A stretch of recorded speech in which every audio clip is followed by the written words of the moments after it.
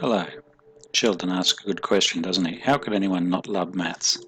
Today we're going to look at some more mental maths strategies. First of all, let's understand a bit more terminology.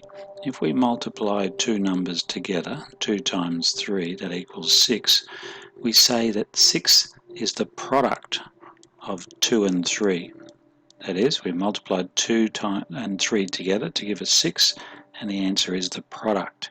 If we had 2 plus 3, then that equals 5. We say that 5 is the sum of 2 and 3. If we had 3 minus 2, which equals 1, then we say 1 is the difference between 3 and 2. So 1 is the difference. And finally, if we had 6 divided by 3, that gives us an answer of 2, then 2 is the quotient. So that's a little bit of terminology for us to understand at this stage. Multiply two numbers together, you get a product.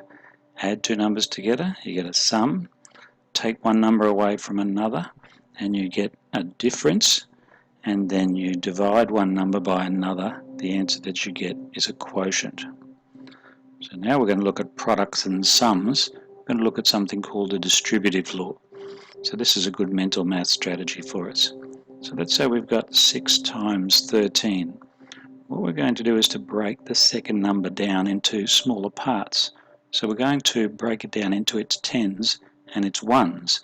If it was a bigger number, we could break it down into its hundreds, tens and ones, and so on. But let's see what happens. I'll show you what I mean. 6 times, we're going to break it down into 10 plus 3, because 10 plus 3 equals 13. Now we're going to multiply 6 by the tens, so we'll have 6 times 10, and then we're going to multiply the 6 times the 3 to give us 6 times 3. We'll have two products, and we're going to add them together. So 6 tens are 60, plus 6 times 3 is 18. That gives us an answer of 78. So 78, by breaking 13 down into its tens and its ones, is a nice easy way for us to go. Let's have a look at another example. 7 times 94. We're going to break 94 down into its tens and ones. So 7 times 90 plus 4.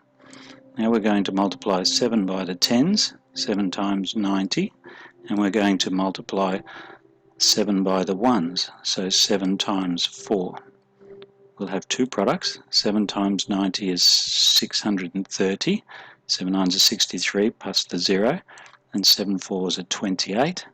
Now it's getting easier. We'll make that 658. So by breaking 94 down into its tens and ones, we were able to mentally do our sum much easier. This is called the distributive law. Like the commutative law and the associative law, not too worried about you remembering the name of the law, but as long as you know how to apply it to make maths easier. So to multiply by a large number, split it up into tens and ones, or hundreds, tens and ones, or whatever, multiply these separately, then add or subtract each of the products. Go away and try some of your own. You'll find it quite easy to do. Have a good day.